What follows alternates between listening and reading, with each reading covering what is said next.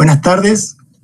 La Junta de Estudios Históricos de Catamarca agradece vuestra presencia en esta nueva sesión pública, con la cual damos continuidad a las actividades programadas por la institución para este año tan atípico. En esta oportunidad asistiremos al acto de incorporación del nuevo miembro de número de la institución, el magíster Marcelo Omar Díaz. Preside esta sesión la magíster Gabriela de la Orden, presidenta de la Junta de Estudios Históricos. Acompañan también en esta sesión pública miembros de número de la Junta.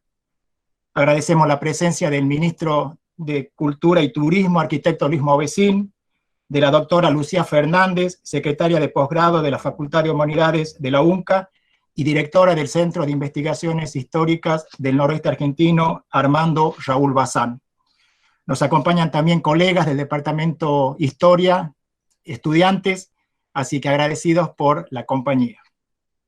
Agradecemos también la adhesión a este acto de la Facultad de Humanidades de la Universidad Nacional de Catamarca a través del mencionado Centro de Investigaciones Históricas Armando Raúl Bazán.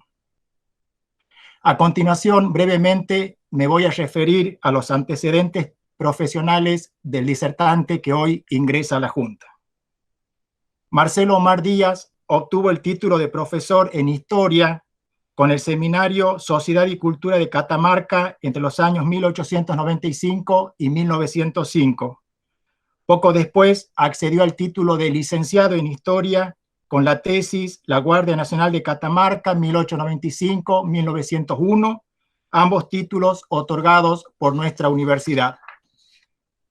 Más tarde accedió a estudios de posgrado, obteniendo el título de magíster en Historia por la Universidad Nacional de 3 de Febrero, donde ha defendido la tesis titulada Familia y Poder en Catamarca, un caso de intervención federal 1899.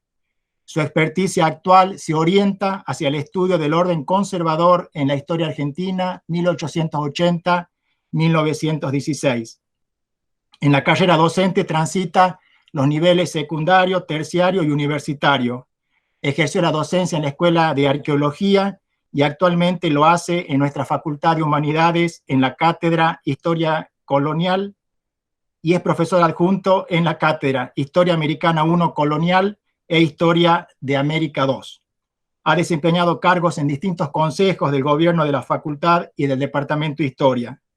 En cuanto a la gestión pública, ocupó el cargo de director provincial de programas educativos en el Ministerio de Educación, Ciencia y Tecnología de la provincia de Catamarca y fue referente provincial socioeducativo.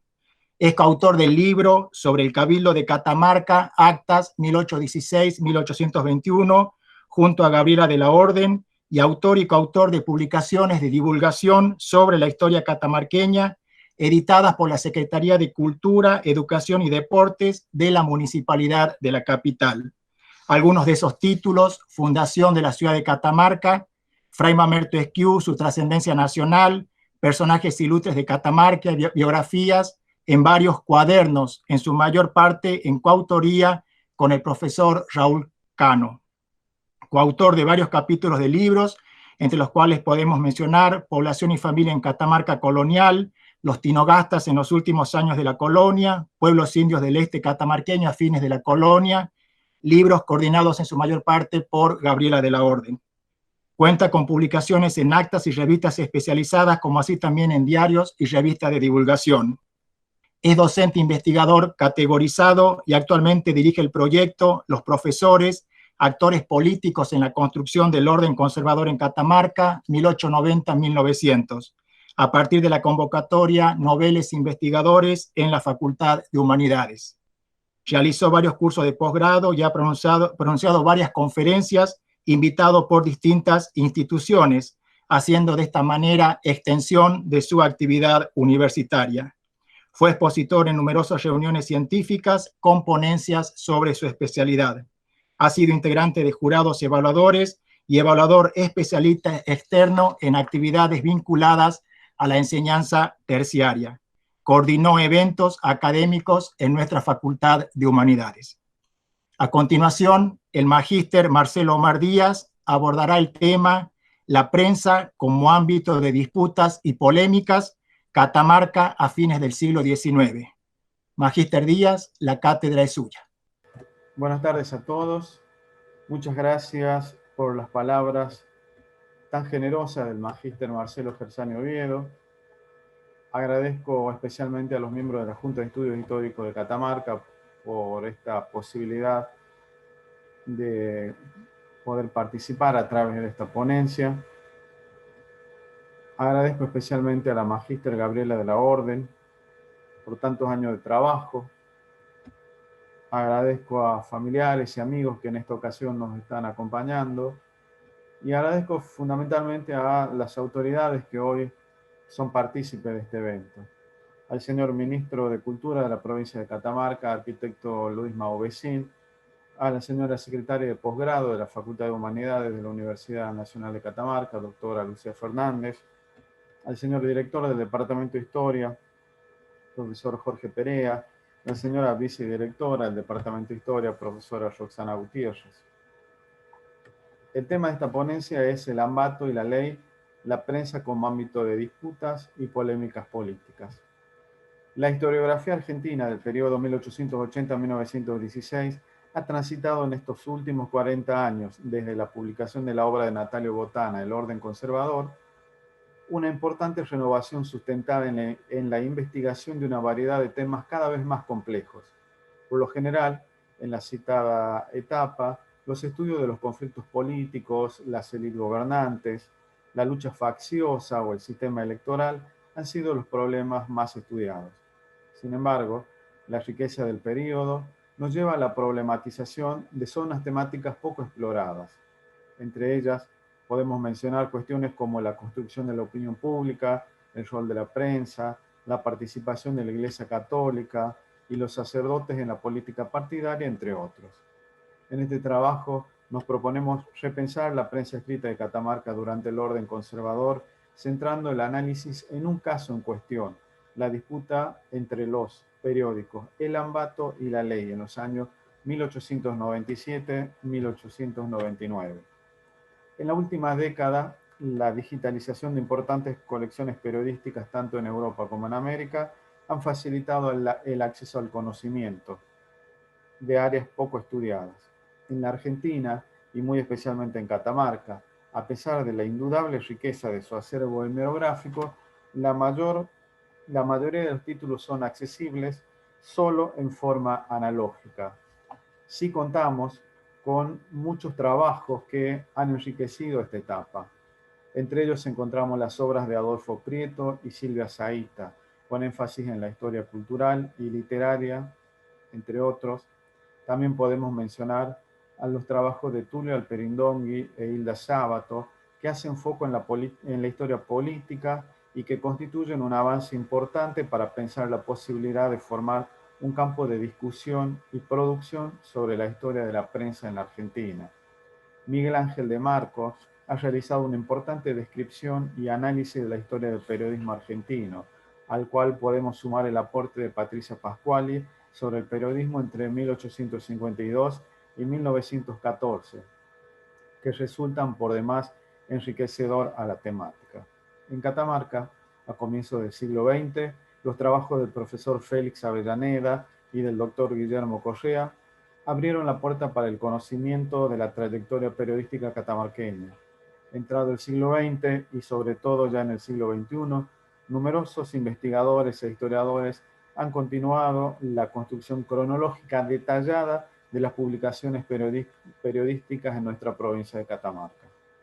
Es importante destacar la evolución de la prensa catamarqueña desde la aparición del primer periódico, allá por el año 1857, y el gran salto que se da desde el inicio de la gestión del gobernador Joaquín Acuña en 1882 hasta la intervención federal de 1918, etapa en la cual se imprimieron y difundieron en la provincia alrededor de 62 publicaciones periodísticas, algunas de duración efímera y otras, como el diario La Ley, de una vida de casi 2 décadas. La mayoría de ellos respondía a los intereses políticos de las facciones del Partido Autonomista Nacional, o como le llamamos tradicionalmente el PAN, al radicalismo, al socialismo y en algunas ocasiones a la Iglesia de Catamarca, a través de sacerdotes muy activos en las cuestiones políticas, quienes también llevaron importantes emprendimientos periodísticos. Natalio Botana destaca que un gobierno, para ser legítimo, no solo debía resultar del voto de los ciudadanos, sino también someterse a la supervisión y juicio de los mismos. Con el fortalecimiento del sistema republicano, la denominada opinión pública pasó a ser fundamental y se sostuvo en dos pilares: asociaciones y prensa periódica. Hilda Sábato describe cómo en la etapa conservadora se vio el florecimiento de lo que ella denomina el diarismo y pone énfasis en destacar la cantidad de impresos en la ciudad de Buenos Aires, Córdoba, Mendoza y Santa Fe. En mi caso, destaco a Catamarca también por la misma cantidad de publicaciones, como ya mencioné, 62 para el mismo periodo. A modo de caso testigo, para esta conferencia he decidido centrar el análisis de dos publicaciones periódicas catamarqueñas, El Ambato y La Ley, con la finalidad de contrastarlos, mostrando su origen, sus intereses y el desarrollo a lo largo de estos años. Ha resultado una elección difícil del tema por la riqueza, la cual podría haberme llevado a elegir a lo mejor las disputas entre el diario La Ley y El Progreso en 1901 o La Montaña y El Interior contra la Ley entre los años 1906 y 1907. En primer lugar, analizaremos el diario El Ambato. Al respecto dice el presbítero Ramón Rosa Olmos que, cito, para apoyar al gobierno del doctor Julio Herrera, nació este periódico, segundo con este nombre, el 15 de julio de 1895, fin de cita. Apenas unos días antes, se acababa de sancionar la Constitución de 1895, obra de un gobierno liderado por Julio Herrera, que consolidó la institucionalidad, llevando adelante reformas al sistema judicial, administrativo y rentístico de la provincia. Esta Constitución provincial establecía en sus artículos octavos, cito, la libertad de la palabra escrita o hablada es un derecho asegurado a todos los habitantes de la provincia, fin de cita. El artículo 9 de esta Constitución decía, cito, la legislatura no dictará leyes que restrinjan la libertad de imprenta, debiendo conocer en el juicio de este género el jurado que se establecerá por la ley de la materia, sin perjuicio de la jurisdicción ordinaria de los delitos comunes. Fin de cita. El Ambato en su primera etapa fue dirigido por el profesor Félix Avellaneda, quien a la vez integraba el gabinete del gobernador Julio Herrera.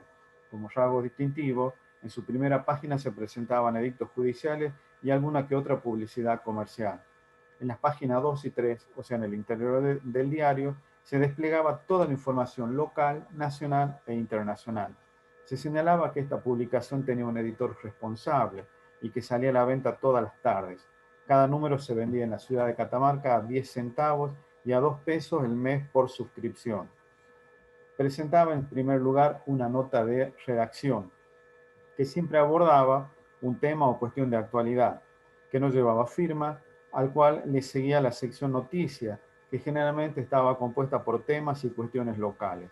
Le seguía la sección telegráfica, con pequeñas informaciones de orden nacional, y los documentos oficiales, con información emanada desde las distintas oficinas del gobierno provincial, al cual se le sumaban avisos y edictos judiciales.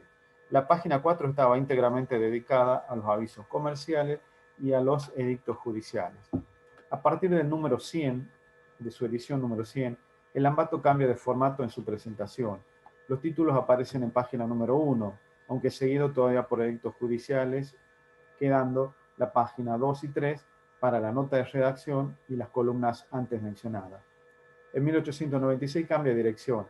A Félix Avellaneda lo reemplaza el profesor Felipe Castellano y desde el 15 de febrero de ese año se hace cargo Héctor Olmos. El profesor Félix Avellaneda primero y el presbítero Ramón Rosa Olmos después indican que sus páginas escribieron figuras destacadas de la política y de la cultura catamarqueña como el doctor Federico Espeche, el doctor Martín Tesosa, el coronel Estanislao Maldones, el doctor Severo Igarzábal, Juvenal Villanueva, entre otros. Desde su aparición hasta 1899, año en el cual se deja de imprimir, hizo profesión de fe en su adhesión al Partido Autonomista Nacional, encabezando en estos años la presentación siempre con el apoyo a la fórmula presidencial que en 1898 llevaría al general Julio Argentino Roca a su segundo mandato presidencial. Le seguía el elenco provincial que gobernaba el partido a nivel local, con Mauricio Herrera y Julio Herrera como jefes de la situación política catamarqueña. Una práctica muy frecuente durante el orden conservador fue la de resolver los cargos selectivos dentro, mejor dicho, de la familia gobernante.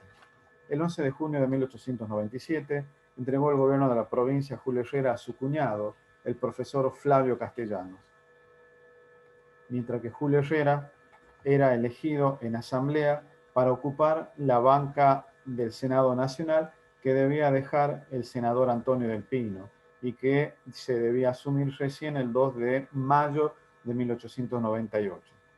La segunda banca de la provincia del Senado Nacional, que la ocupaba el doctor Francisco Caracciolo Figueroa desde el 7 de julio de 1892, finalizaría en el año 1901 y ya Julio Herrera, en este año 1897, trabajaba para la candidatura de su cuñado, el profesor Flavio Castellanos, quien debía dejar la gobernación en ese año, o sea, en 1901.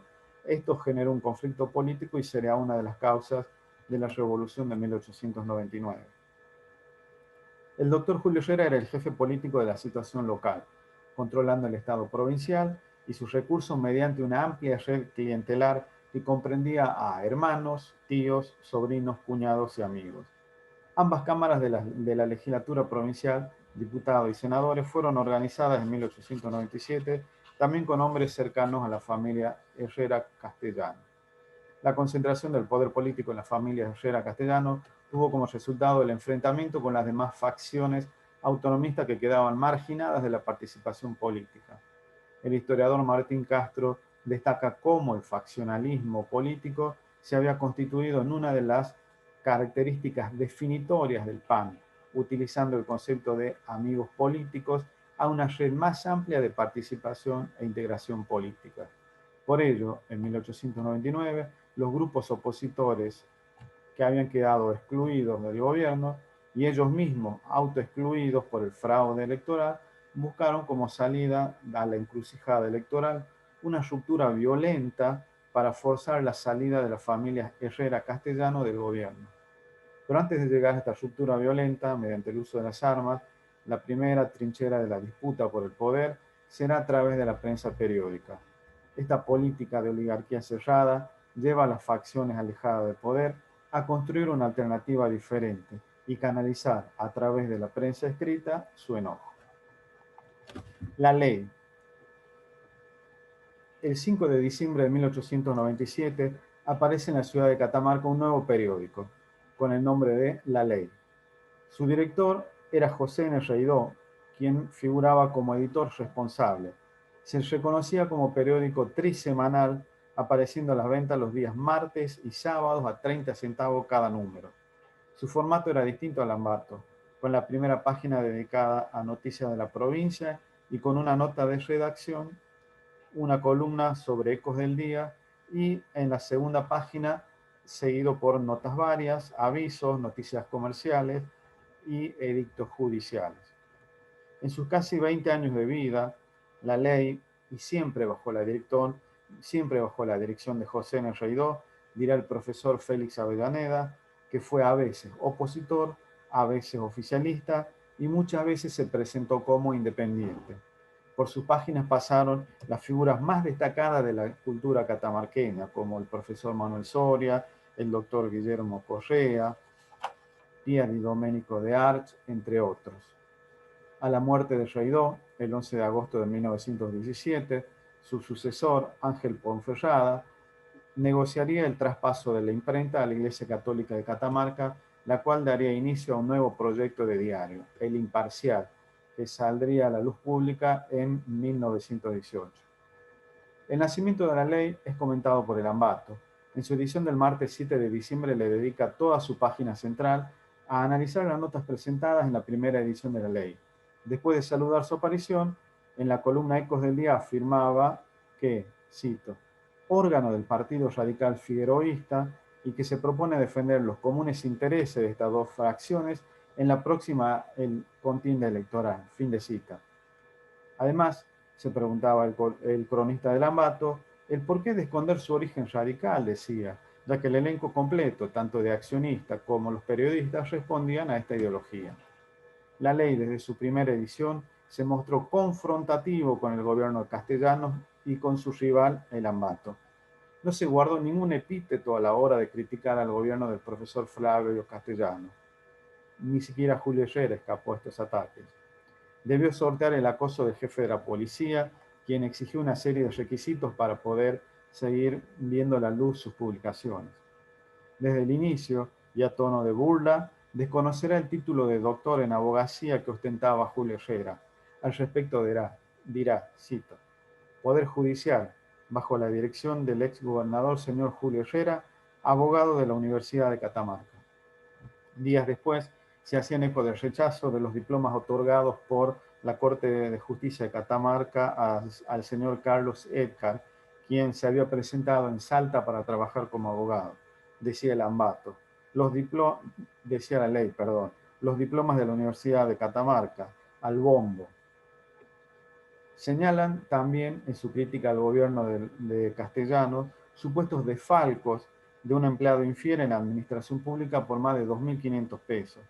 Destacaban la subversión gubernativa en la que vivía Catamarca, relatando el plan que tenía preparado para los próximos años el clan Herrera Castellano. Reunidos en la casa de los Herrera, se repartieron las 3 vacantes en ciernes. Al hablar del reparto de las bancas de la legislatura nacional, decía la ley, que en ausencia del jefe del PAN de Catamarca, Mauricio Herrera, el que tomó las riendas fue el joven Felipe Castellano. De la reunión resultó aprobada la reelección del profesor Adolfo Castellanos, su hermano por otro periodo más como diputado nacional, y cuando venciera la banca del señor Mauricio Herrera, su sucesor sería Felipe Castellanos.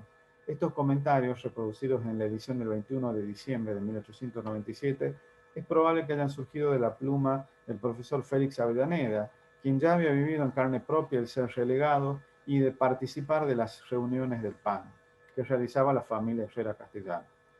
Frente a tantas denuncias y acusaciones, el Ambato se defendía, sobre todo las acusaciones de nepotismo, del reparto de cargos y de banca entre las familias y amigos de la política.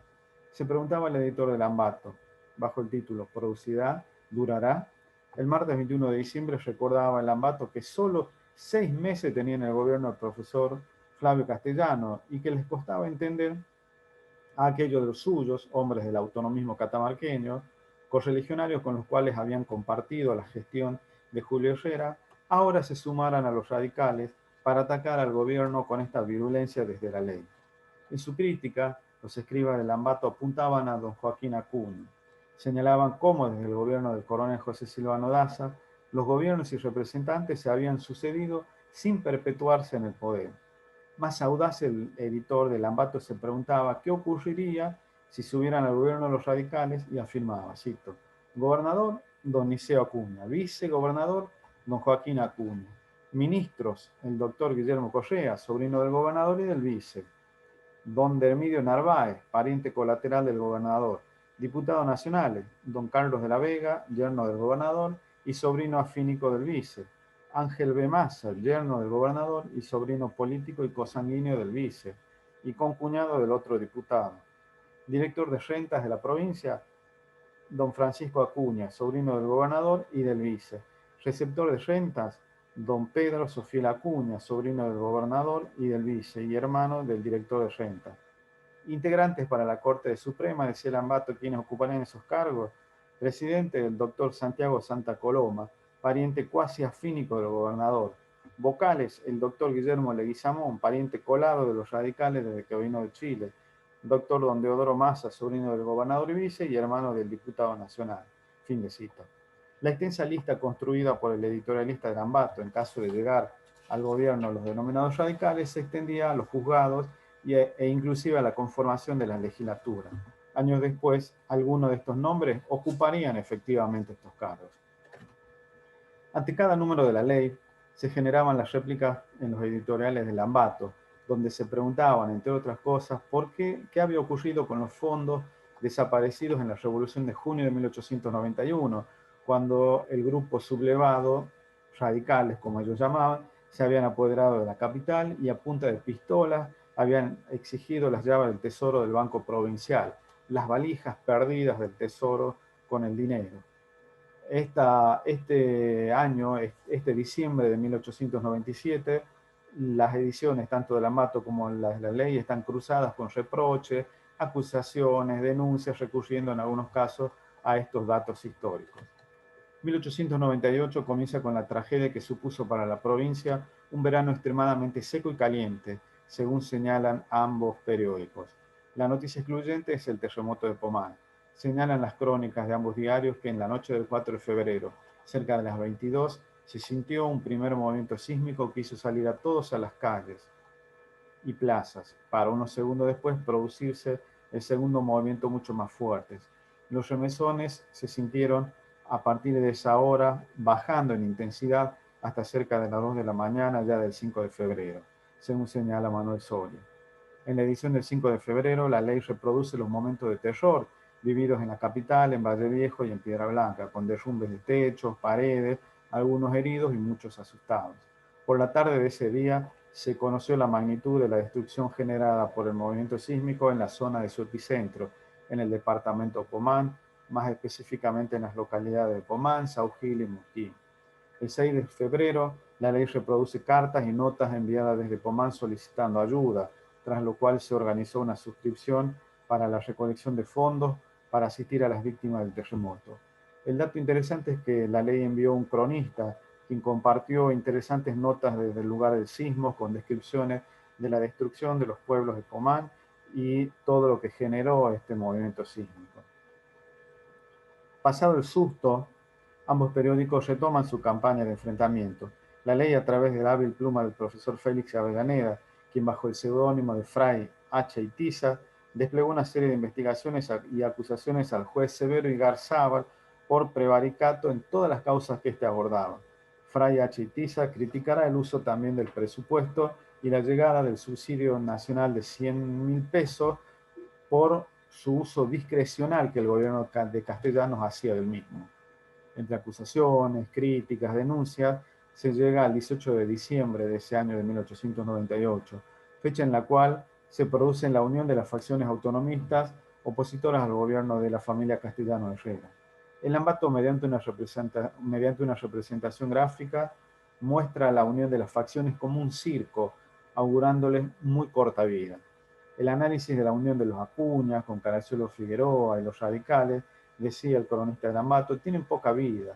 En la cuerda floja titulaban la edición del viernes 16 de diciembre de 1898, señalando a la entente o coalición opositora como la sumatoria de Acuña, radicales, miembros del PAN, como Gustavo Ferrari, Félix Avellaneda, José Palemón Castro, Federico Espeche, hombres como Rafael Castillo, Francisco Caracciolo Figueroa, entre otros.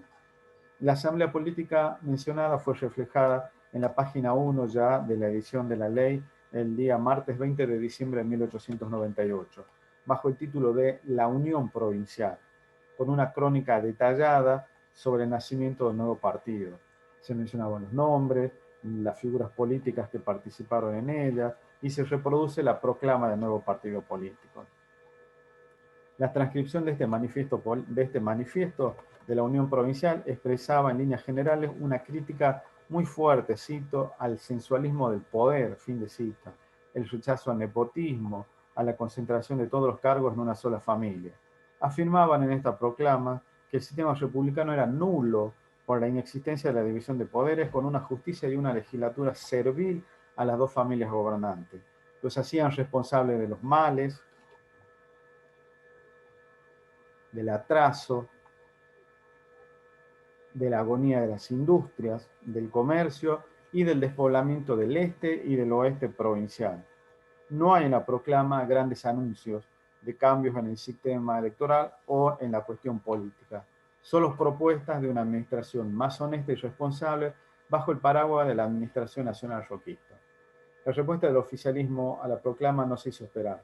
En las páginas del Ambato se dedicaron a denostar a partir del 20 de diciembre a cada uno de los firmantes de la proclama. Al fin y al cabo, el nepotismo había sido una constante desde el gobierno del general Octaviano Navarro, afirmaban desde el periódico oficialista.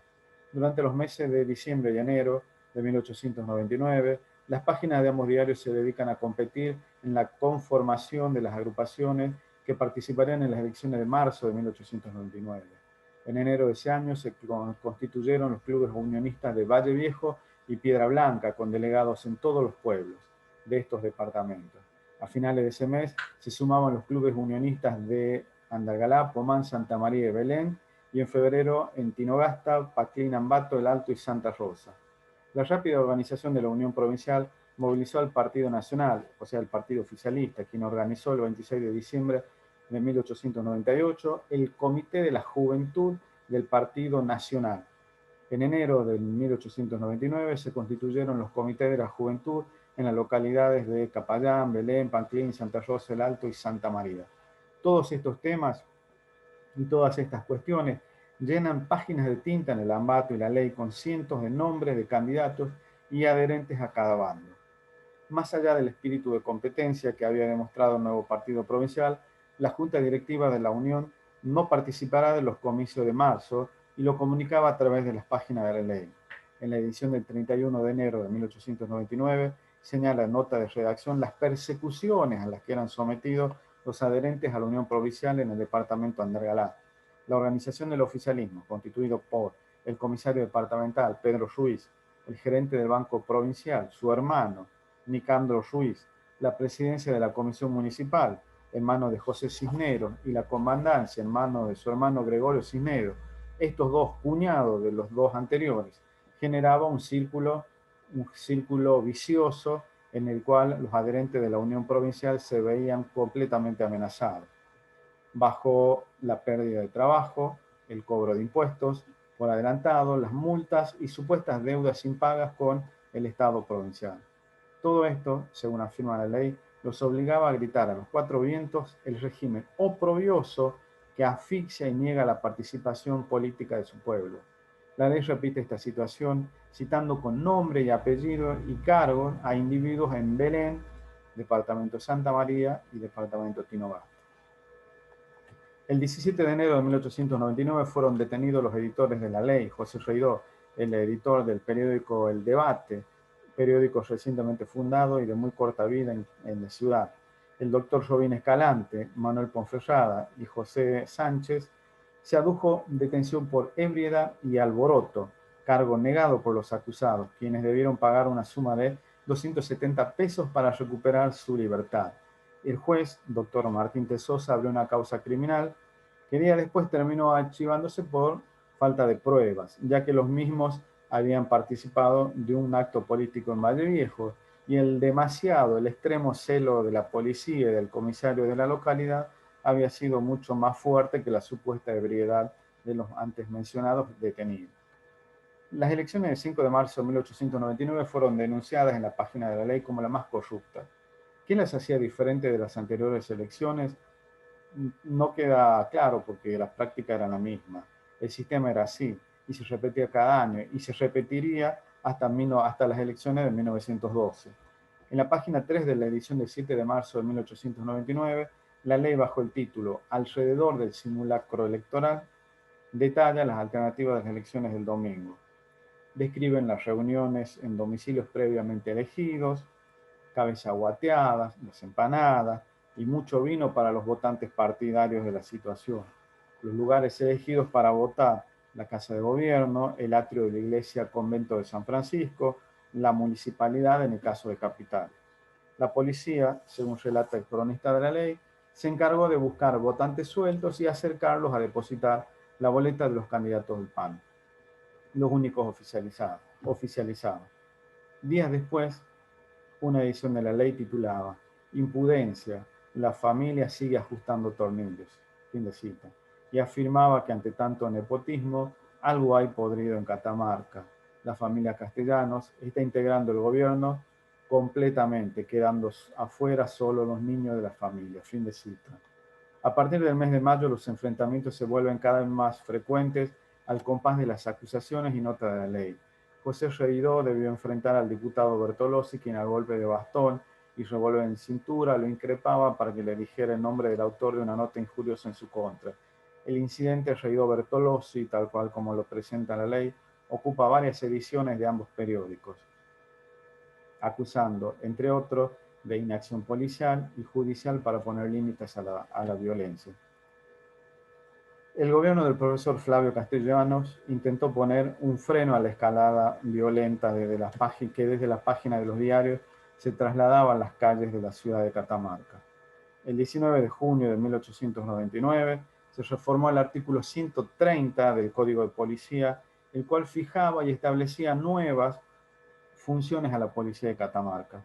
Mediante esta modificación, el Senado y la Cámara de Diputados de la provincia facultaba a la policía, cito, recoger, arrancar o borrar pasquines y todo impreso o manuscrito, caricaturas o dibujos que circulen con los que se hagan amenazas, se burlen, se desdoren, se desacredite, se ridiculice a funcionarios públicos. Fin de cita.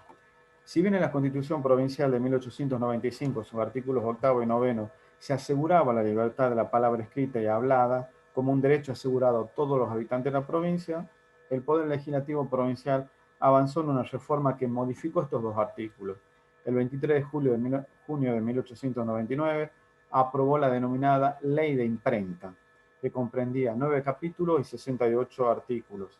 Aunque se reconocía así la libertad de prensa, se ponía acento en la figura del editor en toda la responsabilidad de los escritos. Se limitaba la libertad de publicar, imponiendo severas penas y multas a los editores por las publicaciones que disgustaran al gobierno, en tanto fuesen consideradas injuriosas, concediendo a la policía la facultad de aprobar las publicaciones y sancionar a las mismas. En su edición del 20 de junio de 1899, afirma la Crónica de la Ley que desde que nació esta publicación, el gobierno habla de revolución. Por supuesto que tampoco los miembros de la Unión Provincial ni desde la ley desmentían estos rumores, sino que al contrario, los alimentaban en los dichos cotidianos. Vuelve a la carga la ley con denuncias sobre la compra de voluntades, el nombramiento en la policía, en que el juez del crimen mira para el costado ante los abusos de los comisarios, las denuncias por prevaricato de los jueces de Chagua y Severo y Garzaba. En esta edición inclusive se describe una situación conflictiva en la Escuela Normal de Varones por problemas de orden y enfrentamientos por los planes de estudio. En la nota de redacción del 10 de julio de 1899, titulada La Ley para la Ley, se anunciaba el cese de esta publicación en Catamarca, ya que la presión ejercida por la policía de Catamarca y las penas que recaían sobre los que escribieran afirmaba que los hacía imposible la salida del diario en Catamarca, aunque avisaba a sus lectores que se publicarían las nuevas ediciones en la ciudad de Buenos Aires. Esto no ocurrió. La ley publica su último número el 10 de julio de 1899 en Catamarca. Volverá tiempo después. Mientras desde las páginas del Ambato se desarrollaba una campaña para bajar el nivel de agresión. El gobierno provincial debió incluir en el presupuesto para el año 1899 el aporte de 100 pesos para la imprenta El Ambato como pago por los servicios prestados a los poderes del gobierno de Catamarca. En su edición del 11 de agosto de 1899, El Ambato hacía referencia sobre rumores que circulaban en la ciudad capital de la provincia acerca de una próxima revolución. En su nota de redacción se exponía que las circunstancias económicas estaban cambiando, cito, con la llegada de los capitales ingleses, que construirían durante el año en curso el ferrocarril al oeste de la provincia, y que estaba próximo un arreglo con la banca Bember para auxiliar al gobierno de la provincia. Fin de cita. Se acusaba a los opositores de falta de patriotismo y de perseguir el fracaso de Catamarca. Días más tarde, Ismael Córdoba, el nuevo editor del Ambato, pedía en su columna editorial la paz y la armonía entre los catamarqueños. En la edición del 21 de agosto, la nota de redacción pide por la paz pública para Catamarca y regirse por el imperio de las leyes. Ya era demasiado tarde. La conspiración estaba en marcha. La revolución contra el gobierno de Flavio Castellanos se produjo en las jornadas del 22 de septiembre y 22 y 23 de septiembre, y si bien fracasó, dejando 11 muertos y una veintena de heridos y detenidos, el Congreso Nacional votó la intervención a la provincia el 11 de octubre de ese año. El interventor designado, el doctor Benjamín Figueroa, llegó a la ciudad de San Fernando del Valle de Catamarca en el tren del ferrocarril Belgrano el viernes 20 de octubre de 1899, declarando caducos los poderes provinciales. La ley volvió a publicarse en Catamarca el jueves 19 de octubre de 1899, un día antes de la llegada del interventor federal a la provincia. Su nota editorial, ajustada a la realidad provincial, se titulaba Guerra de Tinta, como metáfora para, según el criterio de los editores, mostrar que la vida política de Catamarca no tenía más salida, cita, que una guerra de verdad, fin de cita, para modificar el estado de situación calamitosa al que habían llevado a la provincia el abuso del nepotismo y la oligarquía cerrada de los Herrera castellanos, fin de cita. En los números sucesivos, la ley le dedicó sus páginas a la narración de los sucesos de la Revolución, entre los cuales se reprodujo el telegrama enviado por el joven abogado Emilio Molina, en su calidad de líder de la Revolución y único sobreviviente, entre ellos, de la masacre de la isla. El Ambato, como periódico oficialista, se publicó hasta unos días antes de la Revolución, cesando luego su venta. A la llegada del interventor, la voz del gobierno depuesto de los castellanos Herrera cambió de nombre y pasó a denominarse El Autonomista, que apareció el 7 de noviembre de 1899 con redacción anónima y como editor responsable a Mariano Colombres. Se publicaron algunos números de este diario que se conserva en la biblioteca Monseñor Piedrabuena. La ley acompañó a la gestión del interventor federal, pasaría luego a ser vocero del gobierno de la Unión Provincial hasta el año 1908, cuando se producen las primeras rupturas del partido gobernante. Para finalizar, destacaré que la prensa a finales del siglo XIX en Catamarca es el ámbito de intensos debates políticos. El periodismo vive una etapa de florecimiento durante el orden conservador, de la cual Catamarca no es ajena a este fenómeno del diarismo. El diario se transforma entonces en una pieza clave en el devenir de la política local, siendo en muchos casos la voz del gobierno, en otros la voz de la oposición política. Entre 1897 y 1899, el diario es el campo de combate, la trinchera política donde se defienden las ideas y las maneras de gobernar. Nada más, doy por finalizada la ponencia y muchísimas gracias por su atención. Agradecemos al magíster Marcelo Díaz por su exposición. Saludamos también entre las autoridades presentes al director y a la vicedirectora del Departamento de Historia de nuestra Facultad de Humanidades, profesores Jorge Perea y Roxana Gutiérrez. A partir de este momento tiene la palabra la presidenta de nuestra institución, magíster Gabriela de la Orden. Saludo cordialmente a las autoridades que nos acompañan, el señor ministro de Cultura y Turismo, a la secretaria de posgrado de la Facultad de Humanidades, al director del Departamento de Historia, colegas, familiares del profesor Díaz, alumnos, invitados especiales. Estimado Marcelo, felicitaciones por su excelente conferencia. Usted formalizó su incorporación como miembro de número de la Junta de Estudios Históricos de Catamarca. En forma personal y en de todos los integrantes de la institución, le doy la bienvenida. El tema abordado hoy, la prensa catamarqueña, ha sido objeto de numerosos estudios por destacados historiadores que pertenecieron a la Junta de Estudios Históricos y que nos honran con su producción historiográfica. Inició la investigación sobre este tema Manuel Soria, uno de los precursores de la historiografía catamarqueña, y de allí le continuaron integrantes de la Junta, como ya lo había manifestado, el padre Ramón Rosa Olmos, Gaspar Guzmán, Gerardo Pérez Fuentes y Armando Raúl Bazán.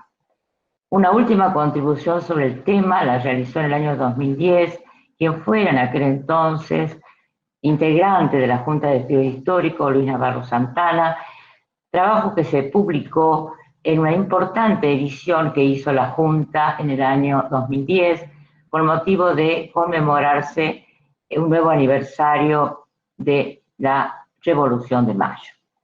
Todas las ciencias se nutren sobre dos territorios de investigación, nuevos temas y viejos temas resignificados, del conocimiento histórico sobre Catamarca, desde un nuevo abordaje, desde una nueva perspectiva analítica y metodológica. Y este es el gran desafío de lo que hacemos, en este caso, investigación histórica. reflexionar, repensar sobre nuestra práctica profesional, orientados a lograr una visión diversa, múltiple. En forma personal, me permito expresar mi satisfacción por esta incorporación.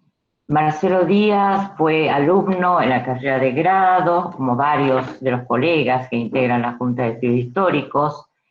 Más tarde lo convoqué a colaborar en mi cátedra, que dictaba en la Facultad de Humanidades, Historia de América Colonial, y allí tuve un excelente colaborador en las actividades de docencia, las actividades de investigación, e incluso compartimos trabajo en coautoría, como lo expresara Marcelo Gersani.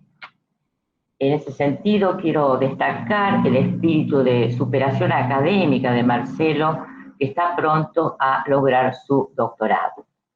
Agradezco al SINOA, en especial en la persona de su directora, la doctora Lucía Fernández, por el auspicio brindado, a todos los que nos acompañan en este acto, autoridades, público y invitados especiales.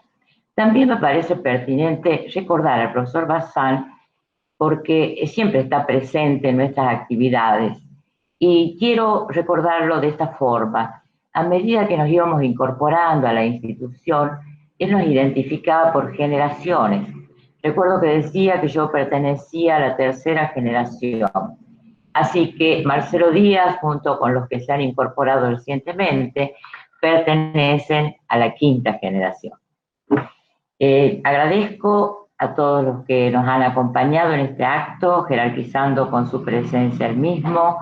Agradezco también en forma especial a los integrantes, a los miembros de número de la institución, en especial a la comisión directiva, porque sin su apoyo, sin el trabajo solidario y en equipo, la Junta en este año tan especial que estamos viviendo en contexto de pandemia, no hubiera podido realizar las actividades fructíferas que se concretaron durante el año. Agradezco también a quienes participaron puntualmente en el acto de hoy, los colegas Marcelo Gersani y Mónica Olivera, que colabora en la parte técnica.